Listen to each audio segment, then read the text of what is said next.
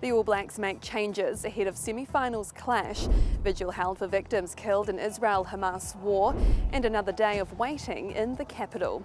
At Telea, I'm Sherry Kinnear reporting from France, and these are the latest New Zealand Herald headlines. Here in Paris, the All Blacks have named their team to play Argentina in the Rugby World Cup semi-finals this weekend.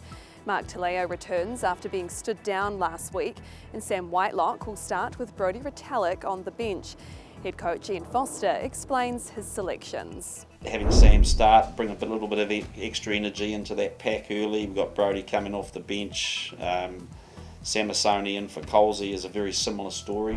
Back home, about 300 people gathered in Aotea Square overnight to mourn the victims killed in the Israel-Hamas war as innocent people continue to suffer from the conflict. It comes amid dire scenes in the Middle East, with at least 500 people killed in an airstrike of a Gaza hospital. Hamas says it was caused by an Israeli strike, while Israel claims a militant Palestinian group's responsible.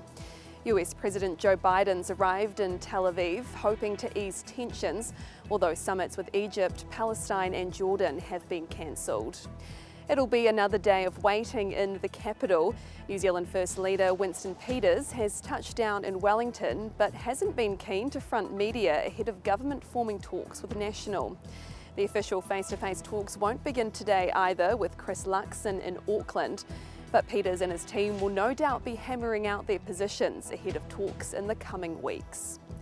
And the Mongrel Mob claims National's gang policies are a breach of human rights and will create a psychological war. The party's pledged to ban gang patches and insignia in public and allow police issue dispersal notices to suspected members to prevent public gatherings.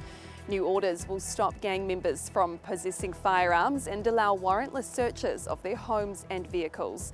The Mongrel Mob say gangs wearing patches is freedom of speech and expression. And those are the latest New Zealand Herald headlines. For more news worth knowing, head to nzherald.co.nz. Kia pai te rā. Thanks for checking out our YouTube channel. To stay up to date with all the latest news from the New Zealand Herald, click the subscribe button below or check out one of the videos here, and head over to nzherald.co.nz for more details on these stories and more.